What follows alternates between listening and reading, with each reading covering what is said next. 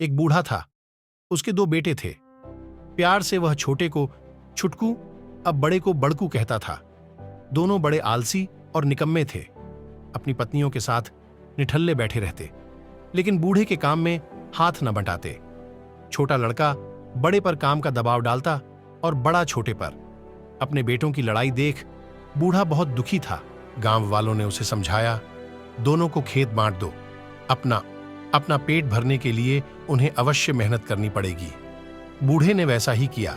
उसके पास एक बड़ा खेत था। उसने आधा आधा दोनों को बांट दिया।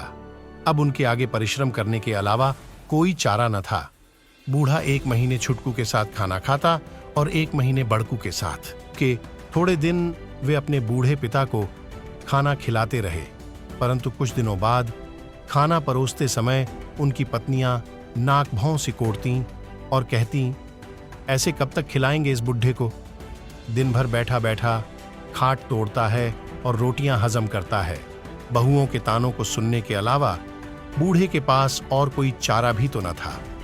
वह चुप रहकर सब सहता। एक दिन दोपहर हो गई। किसी ने उसे खाना नहीं दिया। वह भूख से बिलबिलाता हुआ बोला, खाना दे दो बहू, आज खाना नहीं बचा है, शाम को खा लेना।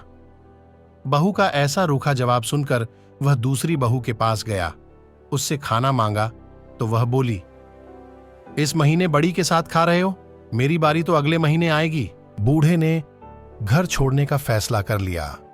गांव के कुएं पर जाकर उसने पेट भर पानी पिया और डंडा टिकाता हुआ दूसरे गांव चला गया। लोगों का छोटा मोटा काम करके वह पेट भरने लगा। धीरे धीरे 1 वर्ष बीत गया।